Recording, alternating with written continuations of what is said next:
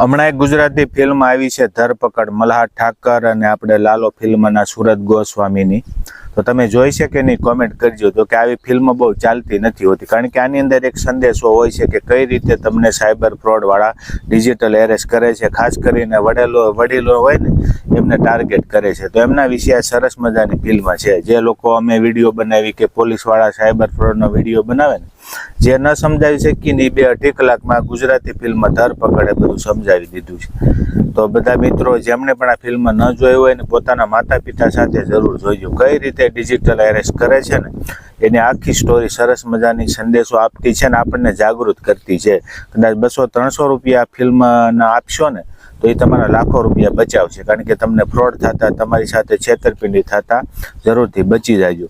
જો કે આવા વિડીયા પણ ચાલતા નથી હોતા ને આવી ફિલ્મો પણ ચાલતી નથી હોતી, કારણ કે લોકોને મસાલા ફિલ્મ જ ગમતી હોય છે. ત્યારે આવી ફિલ્મોને પણ સપોર્ટ આપવો જરૂરી છે. તો બધા મિત્રો ધરપકડ ફિલ્મ ખાસ જોજો. ખાસ કરીને મલ્હાર ઠાકર ને ઘણા બધા કલાકારોનું સારું કામ છે. કારણ કે મારી પાસે મને ફિલ્મ જોવાનો ખાસ એવો શોખ નથી, પણ જ્યારે મને ખબર પડી કે સાયબર ફ્રોડ અવેરનેસ માટે છે તો આ બધા લોકોએ ખાસ જોવી જોઈએ. કારણ કે ઘણીવાર ફિલ્મો છે ને પૈસા કમાવા માટે નથી બનતી, ઘણીવાર સમાજને જાગૃત કરવા માટે પણ બનતી હોય છે.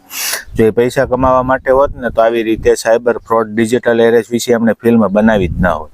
તો બધા મિત્રો ખાસ આવી ફિલ્મને સપોર્ટ કરજો, જોઈજો, બીજા લોકોને પણ પ્રેરણા કરજો.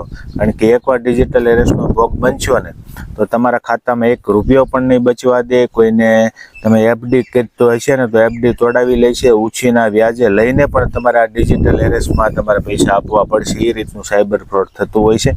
તો જાગૃતિ માટેની સરસ મજાની ફિલ્મ છે. બધા મિત્રો ખાસ જોજો, અને જેમણે પણ જોઈ હોય ને કોમેન્ટ કરીને એના રિવ્યૂ મને જરૂરથી આપજો.